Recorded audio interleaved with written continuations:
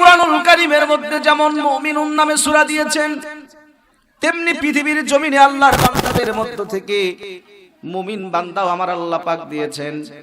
আমার আল্লাহ পাক যেমন কাফিরুন নামে সূরা দিয়েছেন, এই পৃথিবীতে আল্লাহর দুনিয়ায় কাফের বান্দা আছে না নাই? আজকের যে সাবজেক্ট মুনাফিক, আমার আল্লাহ পাক মুনাফিক নামক যে সূরাটা দিলেন, ও মুসলমান বলেন তো দেখি মুনাফিক সমাজে আছে না নাই? আরো জোরে বলেন আছে না নাই? লিল্লাহে তাকবীর। শুধু কি সমাজে আছে, আমাদের এখানে আছে না নাই? এখানেও আছে, মাহফিলের প্যান্ডেলে আছে। আমার মুসলমান ভাইরা, মাহফিলের প্যান্ডেলে আমার মনে হয় অন্তত মুনাফিক নাই। আপনারা কি বলেন? আপনারা কি বলেন? না, যদি মুনাফিক থাকতো তারা মাহফিলের প্যান্ডেলে এসে অন্তত বসতো না। অন্তত যারা বসে গেছে তারা মুমিন। মুনাফিক ওই সমস্ত ব্যক্তিরাই হয়তোবা আজকে তাদের কপাল পোড়া, যারা বাড়ি থেকে বলে এসেছে মাহফিলে যাব, কিন্তু এখনো রাস্তা দিয়ে ঘুরঘুর করে বসতেছে, ঘুরে বেড়াচ্ছে, কিন্তু মাহফিলে আসে না, কপাল পোড়া। আমার মুসলমান ভাইরা, যখন আল্লাহর রাসূল সাল্লাল্লাহু আলাইহি ওয়াসাল্লাম কোরআন থেকে কথা বলতেন, সাহাবীরা কোরআন থেকে কথা বলতেন, কোন ইমানদার, কোন মুমিন মুত্তাকি বান্দা আর ঘরে বসে থাকতো না। কোরআনের সাউন্ড কানে যাওয়ার মাত্রই চাতক পাখির মতো, পঙ্গপালের মতো কোরআনের মজমায় এসে বসে যেত। জোরে কোন সুবহানাল্লাহ। অতএব বোঝা যায় এটাও এক প্রকার, কি বলেন না কেন, ওই জিনিস নাকি বলেন? আবার মুসলমান ভাইরা, আমার আল্লাহ রাব্বুল আলামিন পবিত্র কোরআনুল কারীমের মধ্যে এই মুনাফিক সম্পর্কে বলতে গিয়ে আমার আল্লাহ পাক বলেন, আল্লাহু ইয়াশহাদু ইন্নাল মুনাফিকিনা লাকাযিবুন।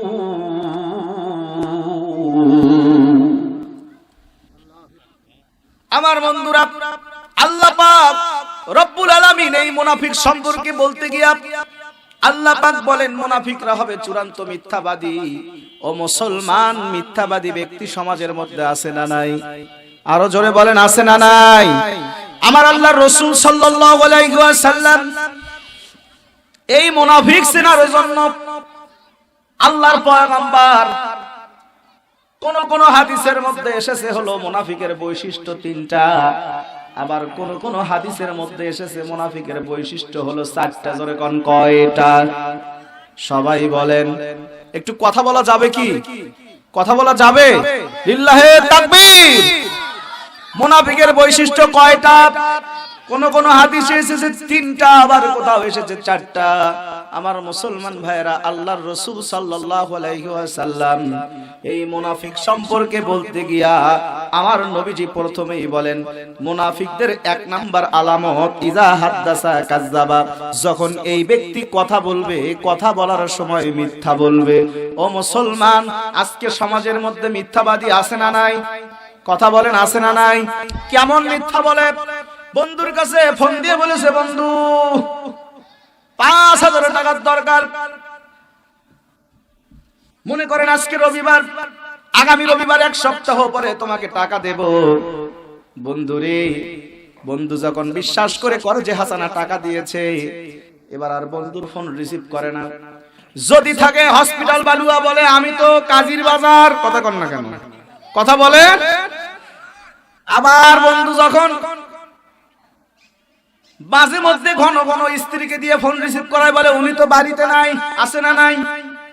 অবশেষে বন্ধু যখন বিরক্ত হয়ে যখন বাড়িতে চলে আসে না, বাড়িতে না গেলে টাকা পাওয়া যাবে না, দূর থেকে চালাক বন্ধু লক্ষ্য করে, ওই তো বন্ধু আমার চলে আসতেছে। ছোট্ট সন্তানকে ডাক দিয়ে বলে, বেটা রে, তোমার আঙ্কেল যদি এসে বলে তোমার বাবা কই, তুমি বলবা যে বাবা বাড়িতে নাই। এবার বন্ধু এসে ডাক দিয়ে ছোট্ট সন্তানকে বলে, বাবা তোমার বাবা কই? কই আমার বাবা বলছে আমার বাবা বাড়িতে নাই। কথা বলেন, আছে না নাই? কই তোমার বাবা কই? কই ঢাকায়। কই ঢাকা কোথায়?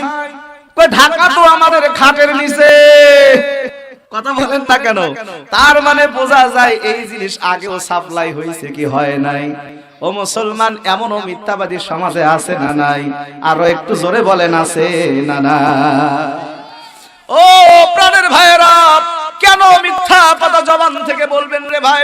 আল্লাহর রাসূল বলে, যদি কেউ মিথ্যা কথা একবার জবান দিয়ে বলে, একটাবার মিথ্যা কথা বলার কারণে আমার আল্লাহ রাব্বুল আলামিন 40 দিনের জন্য তার জবানের বরকত উঠিয়ে নেয়। জোরে জোরে কোন নাউজুবিল্লাহ।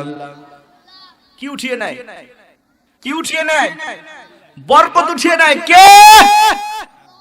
জোরে বলে। যদি কেউ একটা মিথ্যা কথা বলে, একটা মিথ্যা কথা বলার কারণে আল্লাহ রাব্বুল আলামিন 40 দিনের জন্য তার জবান থেকে বরকত উঠিয়ে নেয়। তার মুখ থেকে আর কোনো বরকতি কথা, কবুলিয়তের কোনো কথা বের হবে না। আমার মুসলমান ভাইয়েরা, আল্লাহ রাব্বুল আলামিনের পয়গম্বর জানায় দেন, যদি কোনো মানুষ একটা মিথ্যা কথা বলে, একটা মিথ্যা কথা বলার কারণে আমার আল্লাহ রাব্বুল আলামিন কাল কিয়ামতের ময়দানে তাকে ৭,৫০০ বছর জাহান্নামের আগুনের মধ্যে জ্বলাবে। ও মুসলমান, তারপরেও কেন মিথ্যা কথা বলি আমরা? আল্লাহর নবীজি আমার চলে গেলেন মেরাজে। মেরাজে যাওয়ার পর জাহান্নাম পরিদর্শন করতেছেন। এমন সময় হযরতে জিবরাইল আলাইহি ওয়াসাল্লামকে ডাক দিয়ে বলে, জিবরাইল, জাহান্নামের মধ্যে এই সমস্ত মানুষগুলোকে দেখা যায় যাদের কিনা জিহ্বাটা টেনে বের করে এই রকম করে নাকের উপর দিয়ে নিয়ে, এই রকম করে কপালের উপর দিয়ে নিয়ে, মাথার উপর দিয়ে নিয়ে, এই রকম করে গর্দনার কাছে নিয়ে গিয়ে, ঘাড়ের কাছে নিয়ে গিয়ে পেরেক মেরে দেওয়া হয়েছে। জিবরাইল গো, এরা কারা? আছে না নাই? আরে এরা কারা? কোথা থেকে এলো এরা? কথা বলেন ঠিক কিনা?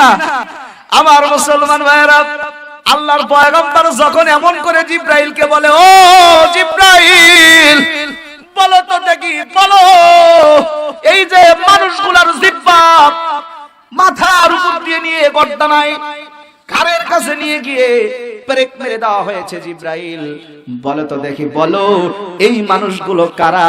আমার আল্লাহর ফেরেশতা জিবরাইল জবাব দেয়, ইয়া রাসূলুল্লাহ, ইয়া হাবিবাল্লাহ, এই মানুষগুলো হলো তারা যারা কিনা দুনিয়ার জমিনে মিথ্যা কথা বলতো। এই মিথ্যা কথা বলার কারণে আল্লাহ রাব্বুল আলামিন, আমার আল্লাহ রাব্বুল আলামিন তাদের এই রকম শাস্তি প্রদান করেছেন। একটু জোরে জোরে বলা যাবে কি নাউজুবিল্লাহ? এখনো কি মিথ্যা কথা বলা যাবে নাকি? কিন্তু মুসলমান, সত্য কথা বলতে গেলে যেতে হবে কারাগারে, তবু যদি মোর জীবন যায়, সত্য বলতে করি না ভয়, আমি সত্য বলতে করি না ভয়। কথা বলেন না কেন? আল হক মুররুন, হক কথা তিতা লাগবে নাকি বলেন? এখনো দেখবেন বর্তমান সমাজের একটা পরিস্থিতি আমি আপনাদের মাঝে বলি, মাহফিলগুলোতে জনসংখ্যা একটু কমে যাচ্ছে। কারণ হুজুররা এসে একটু যদি সত্য কথা বলে, কিছু কিছু মানুষের গায়ে লাগে, এরা উঠে চলে যায়, অন্যদেরকেও আসতে বাধা দেয়, বলে হুজুররা গেলেই খালি জিহাদি কথাবার্তা, গালিগালাজ ইত্যাদি ইত্যাদি। আচ্ছা, গালেই তো বাতিলদেরকে বেলায়, তোমার গায়ে লাগে কেন? কথা বলেন না কেন? কথা বলে, সমস্যা কোথায়? আমার মুসলমান ভাইয়েরা, প্লিজ আপনাদের রিকোয়েস্ট করে বলছি, মাহফিলের সৌন্দর্যগুলো বজায় রাখবেন। আজকে পার্শ্ববর্তী অনেক বড় একটা এলাকা, আজকে প্যান্ডেল ভরে যাওয়ার কথা ছিল। কথা বলেন ঠিক কিনা? আমার মুসলমান ভাইয়েরা, সেই সাথে বক্তা ভাইদেরকে আবেদন জানাচ্ছি, সামনে কোরআন দিয়া কেমনে রাজত্ব চালানো যায়, দিন কায়েম কিভাবে করা যায়, এই বিষয়টা আপনারা বিশেষ করে মানুষদেরকে বোঝাবেন। অযথা গালিগালাজ করার দরকার নাই। কি প্রয়োজন? তারা তো চলেই গেছে, নাকি বলেন? আছে আছে নাই? অতএব প্রয়োজন নাই। আমার মুসলমান ভাইরা, তাহলে সত্য কথা বলার প্রয়োজন আছে না নাই? আছে না নাই? আমার মুসলমান ভাইরা, এই মুনাফিকদের 2 নাম্বার আলামত, 2 নাম্বার চিহ্ন আল্লাহর রাসূল বলে, এই মুনাফিক ব্যক্তি চেনার জন্য 2 নাম্বার উপায়, মুনাফিক ব্যক্তিরা ওয়াদা করলে ভঙ্গ করবে। বলেন তো দেখি মুসলমান, কি করলে ভঙ্গ করবে? ওয়াদা একটা আরবি শব্দের বাংলা প্রতিশব্দ হলো অঙ্গীকার, প্রতিশ্রুতি। ও মুসলমান, আজকে কিন্তু সমাজে এমনও মানুষ আছে যারা কিনা ওয়াদা করলে ভঙ্গ করে, কি করে না? আমার বন্ধুরে, এইখানে আরেকটা হাদিস মনে পড়ে যায়। হাদিসটা হাদিসে কুদসির মধ্যে বর্ণনা করা আছে। আমার মুসলমান ভাইরা, তারপরেও আর বুখারী এবং মুসলিম শরীফ দুই জায়গাতেই আছে। আল্লাহর বান্দারা, একান্ত আপনজনেরা আমার, আল্লাহ রাব্বুল আলামিন ডাক দিয়ে বলে, নবীজি কাল কিয়ামতের ময়দানে আমি রব্বুল আলামিন তিন ব্যক্তির জন্য করে নিজেই মামলা দায়ের করব। ও মুসলমান, এবার আপনাদের কাছে জানতে চাই, আলোচনা বুঝে থাকলে বলবেন, কিয়ামতের ময়দানে বিচারক কে? জোরসে বলেন, সবাই বলেন।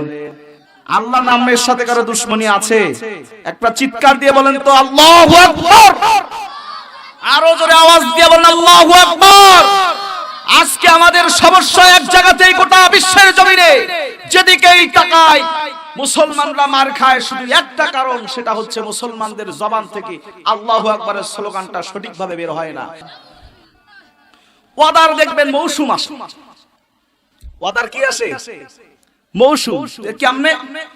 সামনে আসছে ভোটা ভুটি, বলবো বলবো, সামনে আসছে ভোটা ভুটি, কেমন আছেন মিয়া ভাই, ওরে কেমন আছেন দুলা ভাই, এবার আমি মেম্বার হতে চাই, শোনেন মিয়া ভাই, এবার আমি চেয়ারম্যান হতে চাই। কথা কয় না রে? কথা বলে ঠিক কিনা বলো? সামনে আসছে ভোটা ভুটি, কেমন আছেন মিয়া ভাই, কেমন আছেন দুলা ভাই, এবার আমি মেম্বার হতে চাই, শোনেন মিয়া ভাই, এবার আমি চেয়ারম্যান হতে চাই। বস্তা বস্তা আটা দেব, বাড়ি বাড়ি টিউকল দিব, সমস্যা রাখবো না ভাই, এবার আমি চেয়ারম্যান হতে চাই, শোনেন মিয়া ভাই, এবার আমি মেম্বার হতে চাই। যখন মেম্বার হয়, চেয়ারম্যান হয়, উপজেলা চেয়ারম্যান হয়, এমপি হয়, আপনি খোঁজ নিতে যাবেন, দেখবে বলবে, আপনার তো আমি চিনি না ভাই। কথা কয় না? কথা বলেন ঠিক কিনা বলেন? আমার মুসলমান ভাইরা, এই গেল এক নাম্বার ওয়াদা। দুই নাম্বার হলো, আল্লাহবাদীর মামলার আসামি হবে কারা? কাল কিয়ামতের ময়দানে আল্লাহ রাব্বুল আলামিন কাদের নামে মামলা দায়ের করবেন? প্রাণের ভাইরা আমার, আল্লাহর নবীজি বলেন, ওই সমস্ত মানুষগুলা যাদের অধীনস্থদের অধিকার তারা নষ্ট করে। ও মুসলমান, মনে করেন আপনি আপনার পরিবারের কর্তা, আপনি আপনার পরিবারের মানুষের অধিকার নষ্ট করেছেন, আপনাকে আমার আল্লাহ পাক কাল কিয়ামতের ময়দানে আল্লাহবাদীর মামলার আসামি করবে। মনে করেন আপনি একজন সমাজের কর্তা, আপনি যদি সমাজের মানুষের অধিকার নষ্ট করেন, আপনাকে আল্লাহ পাক কাল কিয়ামতের ময়দানে আল্লাহবাদীর মামলার আসামি করবে। আপনি যদি একটা উপজেলার কর্তা হন, অধিকার নষ্ট করলে আপনি আল্লাহবাদী মামলার আসামি। আপনি যদি দেশের প্রেসিডেন্ট হন, আপনি যদি আপনার জনগণের অধিকার নষ্ট করেন, তাহলে আপনিও আল্লাহবাদী মামলার আসামি। ও মুসলমান, এতদিন আমাদের কিন্তু বাক স্বাধীনতা ছিল না, কথা বলার স্বাধীনতা ছিল না, ভোটের অধিকারটাও ছিল না। কথা কন না কেন? কথা বলে আমার মুসলমান ভাইয়েরা। দুই নম্বরে, এখন যেহেতু আমাদের ভোটের অধিকার প্রদত্ত হয়েছে, তাহলে বলেন তো দেখি, উপযুক্ত একজন ব্যক্তিকে এই রাষ্ট্রীয় সংস্কার করার জন্য বসানোর প্রয়োজন আছে না নাই?